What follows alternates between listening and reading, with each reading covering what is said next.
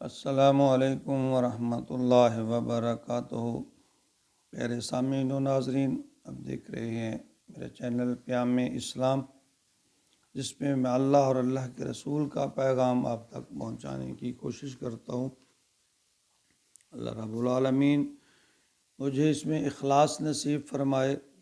اور پھر ہم سب کو اس پہ عمل کی توفیق عطا فرمائے، آمین۔ آج کا ہمارا سبق سورۃ المائدہ آیت نمبر 69 ہے۔ اعوذ باللہ من الشیطان الرجیم، بسم اللہ الرحمن الرحیم۔ ان الذین آمنوا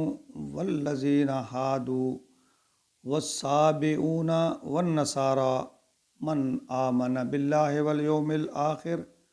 وعمل صالحا فلا خوف علیہم ولا هم یحزنون۔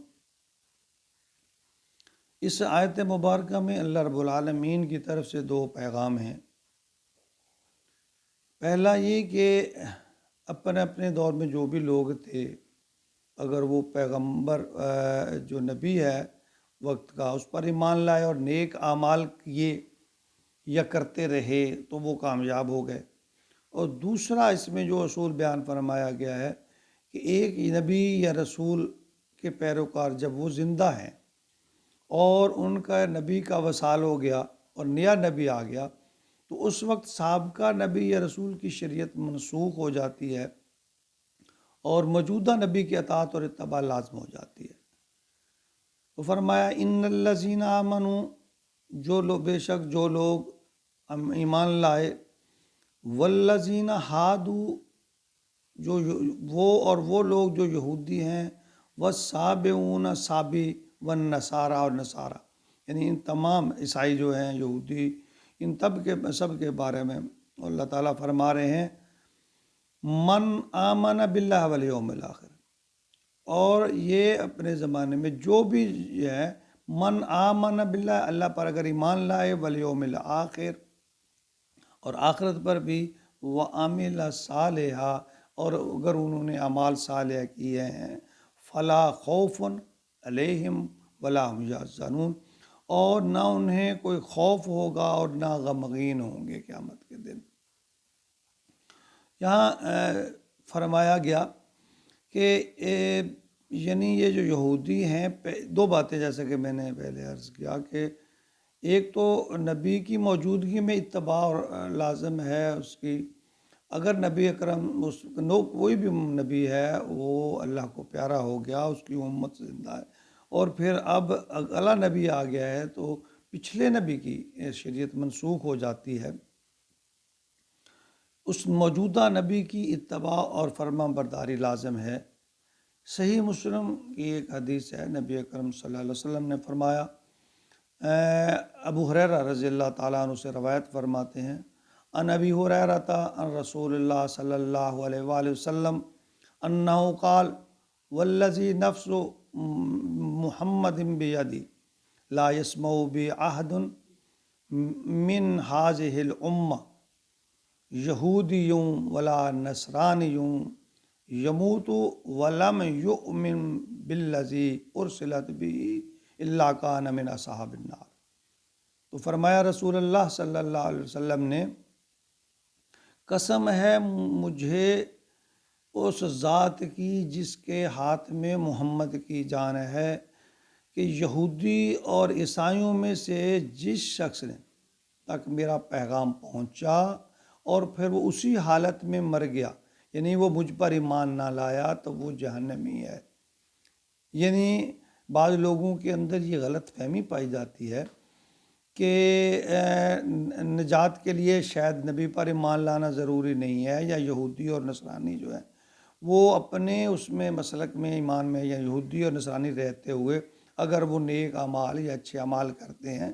تو اللہ ان کی مغفرت فرما دیں گے یا وہ مغفرت کے حقدار ٹھہریں گے۔ تو اس تصور کو نبی آخر الزمان صلی اللہ علیہ وسلم نے بالکل رد کر دیا کہ اگر ان تک میرا پیغام پہنچا اور پھر انہوں نے قبول نہیں کیا، میرے اوپر ایمان نہیں لائے، تو نبی اکرم صلی اللہ علیہ وسلم نے فرمایا کہ مجھے اللہ کی ذات کی قسم، یعنی قسم ہے اس ذات کی جس کے قبضے میں محمد کی جان ہے، وہ جہنم میں جائیں گے۔ جب یعنی اگرچہ ان کے اعمال اچھے ہوں، اعمال کی قدر و قیمت تو تبھی بنے گی جب وہ محمد رسول اللہ صلی اللہ علیہ وآلہ وسلم پر ایمان لے آئیں گے، کلمہ پڑھ لیں گے۔ تو سادہ سی مثال ہے کہ کسی منزل پر جانے کے لیے کو گاڑی کتنی بھی پرتعیش ہو، آرام دہ ہو، خوبصورت ہو، اور اگر اس کا رخ منزل کی جانب نہیں ہے اور وہ کتنی بھی سپیڈ میں چلے، ہر لمحہ اپنی منزل سے دور ہوتی جائے گی۔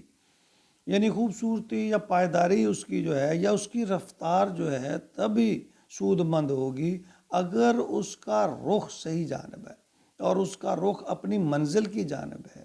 تو جب تک یہودی یا نصرانی نبی اکرم صلی اللہ علیہ وسلم کی اتباع فرما برداری کلمہ پڑھ کر مسلمان ہو جاتے،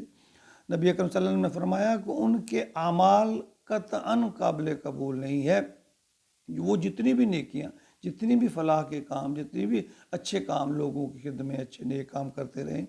وہ اللہ کے ہاں قابل قبول نہیں ہے جب تک وہ نبی اکرم صلی اللہ علیہ وسلم پر ایمان نہیں لے آتے۔ تو اس طرح کی جب ان کے لیے یہ بات ہے تو ہم جب مسلمان ہو کر ایک کلمہ پڑھ لیتے ہیں تو پھر ہمارے اوپر تو مکمل ایک ضابطہ، ایک نظام ہمارے اوپر فرض عائد ہو جاتا ہے کہ ہم جب اس نظام کے تحت ہم نے حلف اٹھا لیا تو پھر اس کی اتباع فرمان برداری ہمارے اوپر ضروری ہو گئی، اور کامیابی اسی میں ہے جب ہم نبی اکرم صلی اللہ علیہ وسلم کے احکامات کو اللہ کے احکامات کی روشنی میں دیکھیں گے اور اس پر عمل کریں گے تو تب ہی کامیابی ہے۔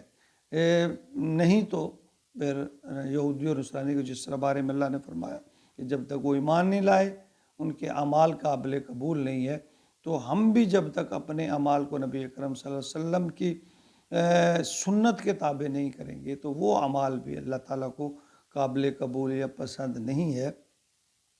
اللہ رب العالمین ہمیں اپنے نبی اکرم صلی اللہ علیہ وسلم کی اسوہ حسنہ پر، آپ کی سنت پر مکمل عمل کی توفیق عطا فرمائے،